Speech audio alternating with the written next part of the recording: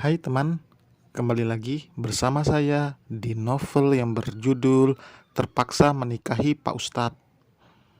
Baiklah, sebelum lanjut, seperti biasa, mohon bantuannya agar channel ini berkembang dengan cara like, komen, serta subscribe di akhir video supaya channel ini berkembang dan Mimin semangat untuk upload. Langsung saja, bab 18. Gimana? Udah atur jadwal ulang pertemuannya? Aku nggak sabar banget pengen ketemu dia lagi, ujar Kiara. Sabar sayang, kamu kayaknya pengen banget ya ketemu Ustadz Syafiq, selidik Pak Handoko. Kiara tersenyum malu-malu. Aku kayak ngerasa jatuh cinta pada pandangan pertama, Papa. Papa, nikahkan aku sama dia, rengeknya. Jangan buru-buru begitu, kita kan harus tahu dulu apa dia sudah punya calon atau enggak, balas Pak Handoko. Semua orang tahunya jika Syafiq masih belum menikah, karena berita pernikahan Syafiq dan Alika juga belum tersebar. Mungkin nanti, saat mengadakan syukuran baru akan tersebar. Karena Syafiq juga bukan sosok orang yang suka sedikit-sedikit upload foto atau momen di media sosial. Ia juga tidak akan rela kecantikan istrinya dilihat oleh orang lain. Entah seberapa kecewa nanti Kiara saat mengetahui jika pujaan hatinya sudah memiliki istri. Gadis itu sekuat tenaga menahan diri, padahal tangannya sudah gatal ingin menghubungi Syafiq. Namun sang ayah mengingatkan jika Syafiq itu seorang ustadz. Ia tidak akan merespon lawan jenis yang menghubungi tanpa alasan yang jelas atau masalah pribadi. Semoga aja belum. Baru kali ini loh, Pa, aku ngebet banget nikah. Akunya dengan Rona memerah, menghiasi pipi. Anak papa udah dewasa, kamu juga pintar memilih. Jika kamu memilih Ustadz Syafiq, papa percaya dia bisa menjaga dan menyayangi kamu dengan tulus. Gak kayak mantan kamu yang pergi tiba-tiba itu. Pak Handoko berkata sambil menatap putrinya. Itu masa lalu, Pak. Aku juga udah lupa kok. Sakitnya terobati oleh Ustadz Syafiq, celetuk Kiara. Pak Handoko akan mengusahakan sesuatu yang bisa membahagiakan anaknya. Ia juga berharap Syafiq akan bersedia menerima Kiara dan menjadikannya istri. Merasa tidak akan ditolak, apalagi Pak Handoko adalah sosok yang disegani.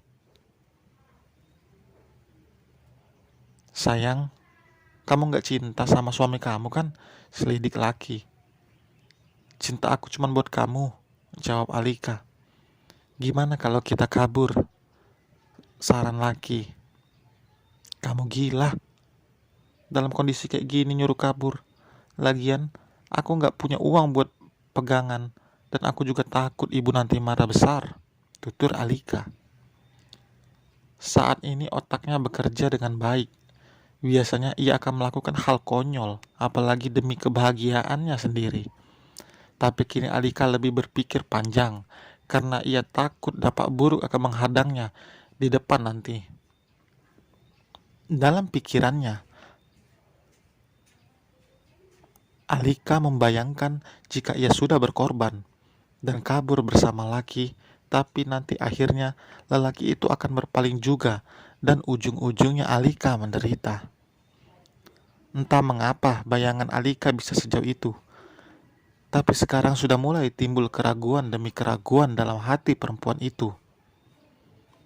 Mungkin benar, Alika dan Laki saling mencintai. Tapi apakah setelah mengetahui karakter buruk masing-masing, mereka akan bertahan? Belum tentu Laki akan sabar seperti Syafiq saat menghadapi Alika. Membimbing Alika dengan lembut, bahkan memperlakukannya dengan penuh kasih sayang. Tidak pernah sekalipun Syafiq marah atau membentak Alika. Tapi aku takut nantinya kamu malah jatuh cinta sama suami kamu terus ninggalin aku. Kamu yakin gak bakal jatuh cinta sama dia? Laki mengeluarkan isi dalam hatinya. Enggak, jawab Alika cepat. Enggak tahu, jawabnya di dalam hati. Pokoknya aku bakal bantuin kamu cari cara agar kalian cepat berpisah, seru laki. Kamu jangan banyak pikiran dulu. Yang penting sekarang kesembuhan kamu. Istirahat ya. Aku balik dulu ke kamar. Kalau ada apa-apa, panggil aja. Alika keluar dari kamar tanpa menunggu laki kembali berbicara. Dengan langkah gontai membuka pintu kamarnya, lalu menjatuhkan tubuhnya di ranjang. Ia meraih remote televisi dari atas nakas, mencari hiburan, setidaknya untuk menenangkan hati dan pikiran Alika yang berkecamuk. Bagaimana tidak, ia dihadapkan pada dua pilihan, kembali bersama kekasihnya atau bertahan dengan suami yang belum bisa dicintainya. Kenapa gue jadi pusing gini? Geram Alika melempar ke atas karpet remote yang dipakai untuk menyalakan televisi. Perempuan itu menggulung tubuhnya di bawah selimut, hingga hanya kepala dan kakinya saja yang terlihat di televisi yang menyala. Sama sekali tidak dipedulikannya. Alika malah melamun sampai ia tidak mendengar Syafiq baru saja datang mengucap salam. Lelaki itu tertawa kecil melihat tingkah istrinya. Ia berjalan mendekat dan mengelus puncak kepala Alika. Barulah perempuan itu tersadar dan langsung mengembalikan tubuhnya yang terlungkup. Assalamualaikum, bidadariku. Syafiq kembali mengucapkan salam. Waalaikumsalam, jawabnya dengan suara lirih. Kok lemes gitu? Belum makan, tanya Syafiq. Kamu mau telur gulung? Balasnya. Aku mau telur gulung. Beginilah saat galau, Alika akan selalu melampiaskannya pada makan. Setidaknya dengan banyak makan, akan membuat perasaannya sedikit bahagia. Telur gulung malam-malam gini di mana ya? Syafiq bergumam, terlihat berpikir. Tahu nggak? Alika bertanya, mengubah posisinya menjadi duduk, masih dengan selimut yang membungkus tubuhnya. Bikin sendiri aja ya, tawar Syafiq. Nggak mau, nanti nggak enak lagi, tolaknya. Coba dulu, kalau memang nggak enak nanti kita cari. Alika mengangguk. Ia menatap pergerakan Syafiq yang kini berdiri, berjalan ke arah lemari. Membuka satu persatu kancing kemejanya. Mata Alika membulat, melihat punggung kokoh suaminya yang telanjang.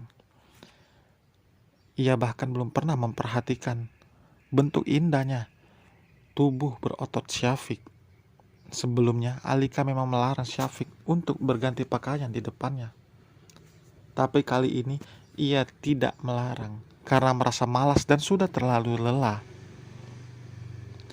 Saat Syafiq mengganti dengan baju kaos, Alika secepat kilat memalingkan wajahnya karena takut ketahuan, karena sudah jelas lelaki itu akan membalikan tubuhnya. Ayo, ajak Syafiq. Alika membuka selimutnya lalu berdiri. Kini giliran Syafiq yang terpaku. Matanya seolah sulit berkedip melihat tubuh Alika yang hanya dibungkus celana super pendek dan tank top hitam yang begitu ketat hingga mempertontonkan dengan jelas lekuk tubuh perempuan itu. Saat menemui laki tadi, Alika juga memakai itu. Mungkin saat Syafiq tahu lelaki itu akan marah. Jorok ya pikirannya, tuding Alika. Astagfirullahaladzim, ganti bajunya. Di rumah ini ada lelaki lain selain Mas, teguh Syafiq. Namun masih dengan nada suara lembut. Males, lagian semua orang udah tidur.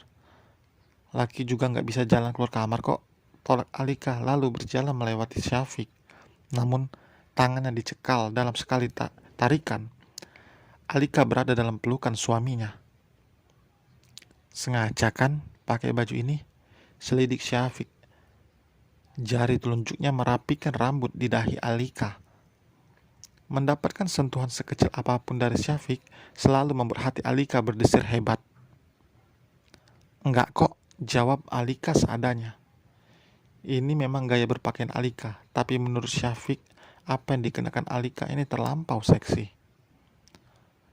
"Mas ini laki-laki normal loh sayang," bisik Syafiq di telinga Alika yang berhasil membuat bulu roma perempuan itu meremang.